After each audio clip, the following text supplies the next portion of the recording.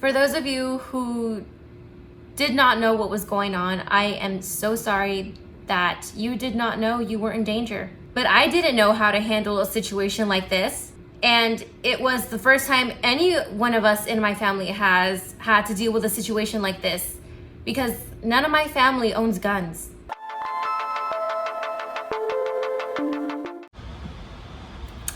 Hi, I'm back, this time in a white dress that fits me.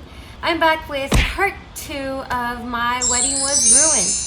And I hope you saw the disclaimer in the beginning that I put. So don't forget to like and subscribe, and let's get on with the video because I want to get this over with. This was me before the wedding, before everything went down, where I was actually pretty excited about what was to happen, and I told my cousin to live stream it all. But it ended up not good. So last part we left off on was where I was about to walk down the aisle. So I will insert a clip of how I was walking down the aisle.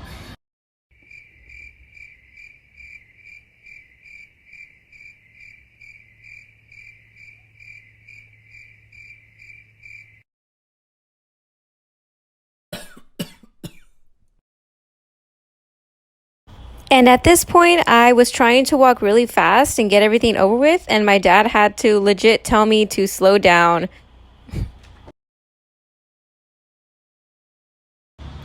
So as you can see, there was no music. I added the crickets for effect. My grand entrance was so underwhelming. I walked in to silence. Guys.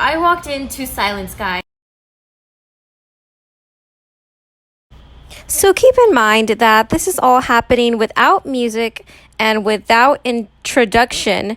They literally just started walking him to the altar. No one knew about it until they saw them walking. And now they have to wait for me, but they're going to be waiting for me for a long time. So as you can see, many people are like, isn't the bride supposed to walk down now? And as you can see, people are starting to feel a little awkward. And as you're going to see my husband's face in a bit, he also looks very awkward. There he is. But he is telling me right now that he didn't feel awkward. But I beg to differ.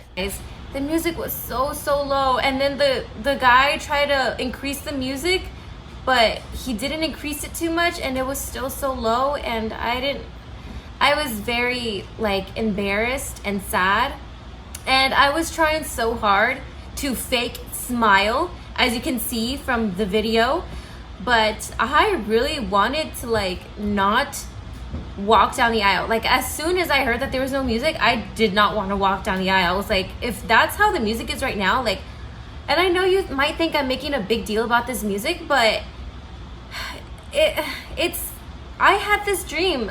I was supposed to play November Rain, and the bridesmaids were supposed to go one by one. So I get to the altar, I guess you could call it, and I am miserable. Yes, that whole entrance ruined the whole mood of my day. And I don't know if you remember me saying, but the pastor did not rehearse either. So that led to a whole other set of issues. And don't get me wrong, I love this pastor. He means a lot to me, and I get it that it's a new setting and he got nervous. Everyone gets nervous, but I just wish that it would have been rehearsed. I think if it would have been rehearsed, it would not have come out the way it did. And keep in mind that he's speaking Spanish, and my mom is in the back, and she is trying to translate this whole thing as best as she can. So I go up there, and everything starts off seemingly fine, and the pastor starts talking, but I still have that thing in my heart where I am in a bad mood. The thing is, the pastor starts to kind of maybe lose his place on his notes on where he's at. And actually, I think he might have not had his notes. I think at one point he told someone to to like get him something because he didn't have his notes or something in front of him. And that made me really anxious because there was like long pauses of silence. That just made me so anxious because I wanted my wedding to go so smoothly, and this was not smooth. And I do remember that he addressed this during everything that was happening. He's like, sorry, ladies and gentlemen. I forgot what he said, but he just said, sorry, ladies and gentlemen. And throughout this whole time, I started to cry because this was not going how I wanted to go. At first, it was just like tears streaming down my eyes, and I did not want to look at anyone, and I was just crying. And to make things worse, the pastor calls me out. Oh, he calls me out. He says, are you okay? And I start bawling because I did not want him to cause attention to me. Everyone did not know I was crying. They did not know until he called it out. And he's like, are you okay? And I was like, I don't even know what I said, to be honest. And then he's like, did you want to sit down? And I was like, oh, just stop talking to me. Just keep saying what you're saying. And so I attempted to sit down, but I couldn't sit down because of my dress. So I think my maid of honor tried to help me sit down, but I could not sit down. I either sat down or I didn't sit down, and I was standing. I don't know. I'll insert a clip.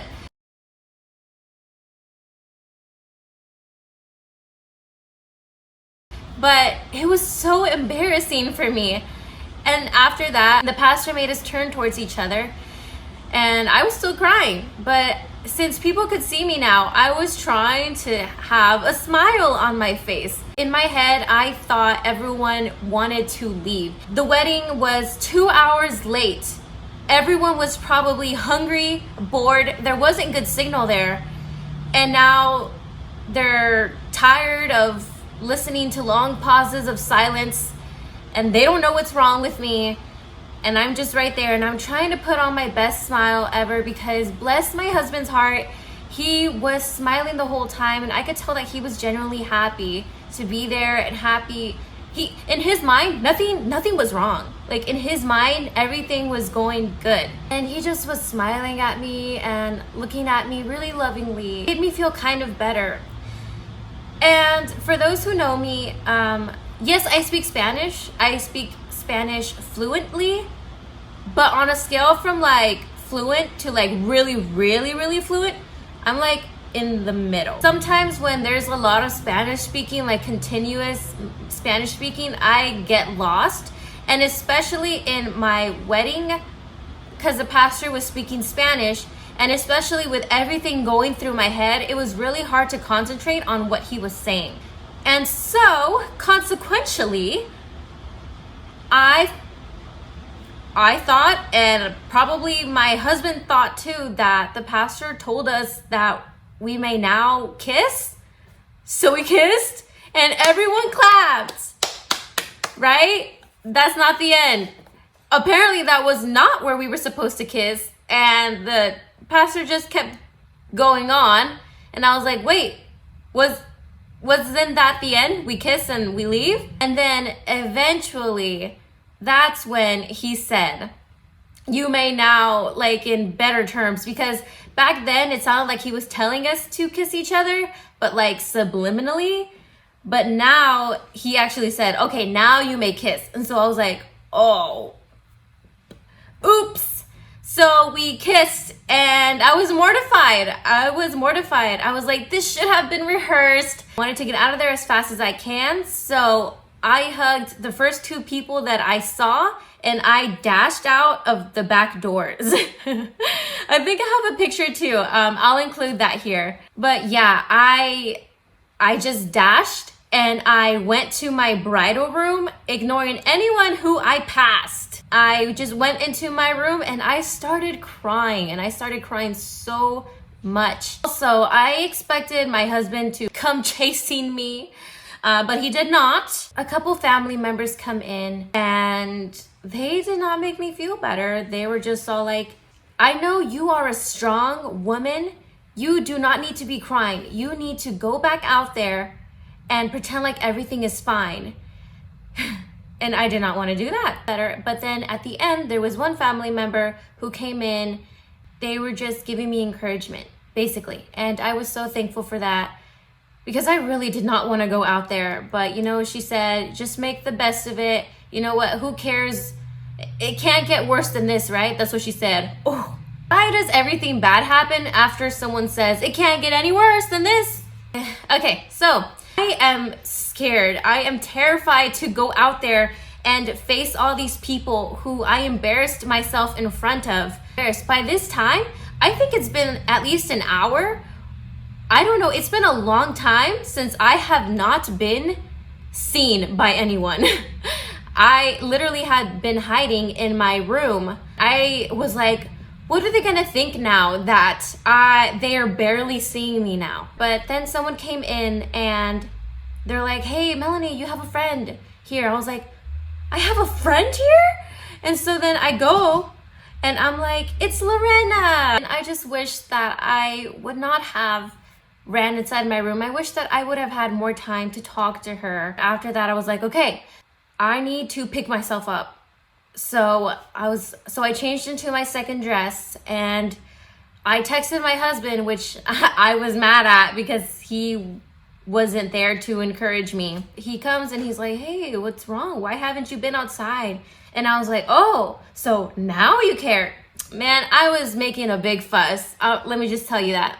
And so I was mad at him, but I was like, but people can't see us mad at each other because this is our wedding. We can't be mad on our wedding day. So I sucked it up. I sucked up my anger. I was like, you know what? Let's just go outside. Stay by my side the whole time. I do not want to be alone. And let's get through with this night. And so I go over there and with my husband and we're saying hi to everyone.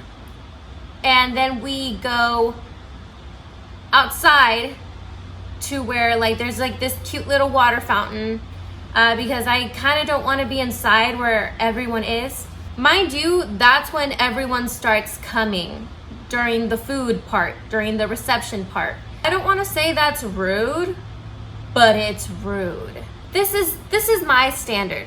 And for those of you who, like, I know you had jobs and you couldn't make it to the ceremony on time and the only part you could make it to was the reception, I understand that completely. But for the people who just decided to come in for the food, like, that's rude. And so me and my husband went outside, back to that part. And then people started to come to take pictures with us. It lasted until like the sun went down. And then after that, we went back inside. And this is where things get crazy. Okay, so we're gonna call her Suzanne. We're gonna call her Suzanne. Suzanne, I really love her, you know, and she brought a +1. And so Suzanne comes to me and she is kind of freaking out and she tells me, hey, have you guys seen a bag? I don't remember what color she said. Let's just say it's a green bag. She's like, have you guys seen a green bag anywhere? And then me and my husband are like, no, why? What's up? And so she said, so apparently her +1 had a gun in that bag. And while they were taking pictures, they forgot about the bag, went somewhere else, and when they remembered about it, they went back to the place where the bag was at and it was gone. And keep in mind, we are not in like this popular area, like a city venue. We're not there. We're out in the country where it's a gated place where only the people who are invited are in this area. It's really kind of like there's a bunch of grassy fields, a little forest in the back, and then there's the venue, the 2 buildings. So whoever took the gun was in the place right now. We were freaking out. As I said, more people had come in, people that I didn't know this time. There was a lot of little kids there. And that's what was scary too. Like, there's little kids here, there's families here. Like, who could have taken the gun? Who would want to steal that bag? Like, did they want it for the money? Did they see what was inside of it and took taken it. Suzanne had told my mom, and my mom told my dad. And so my dad and other male family members, they kind of formed a little group, and we said we were not going to tell anyone at the wedding. So sorry if you were at the wedding and you had no idea that there was a gun on the loose. But now you know. So my dad and my male family members formed like this little group, and they're like, don't freak out, just act normal. Everything is going to get taken care of. And so basically they kind of all went on the search for the gun. They were kind of slyly like kind of looking at everyone, because everyone there is a suspect, unfortunately. And so I went on with the night, and honestly, I was like, you know what? Whatever happens, happens. I'm going to try to make the best of everything.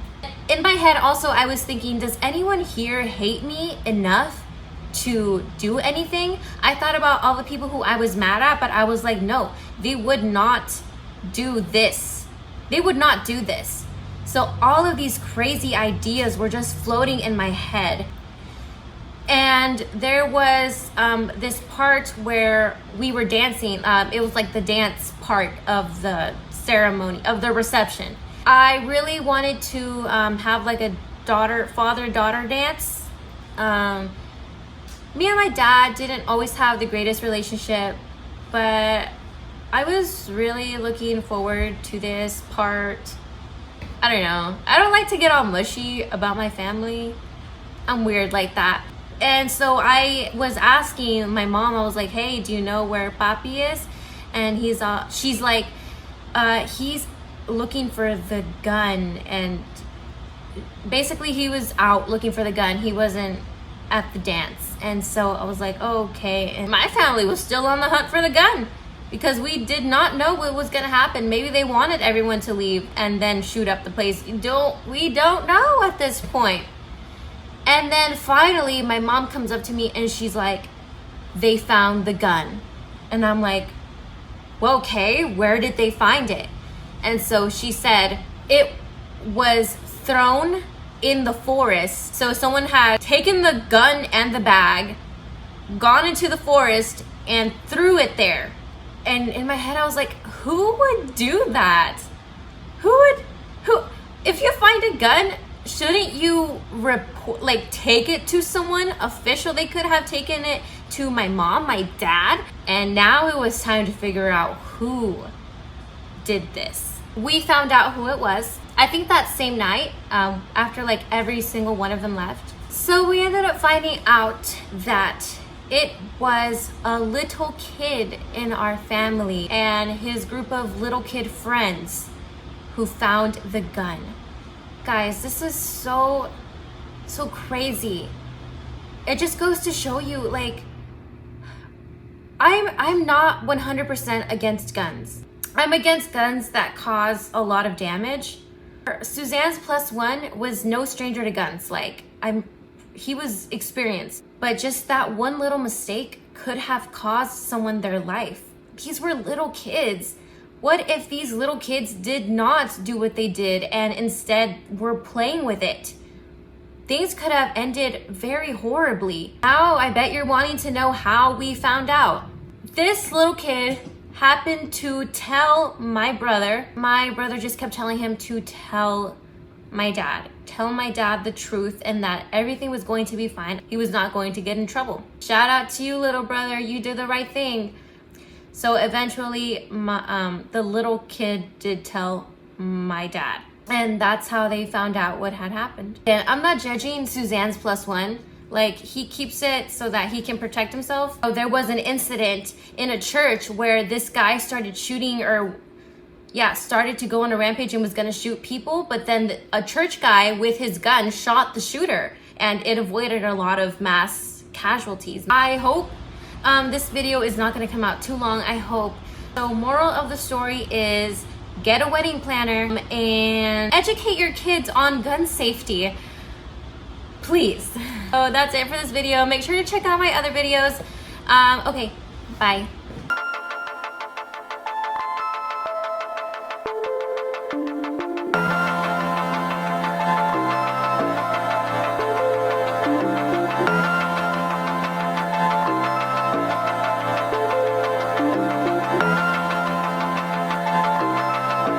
That's one small step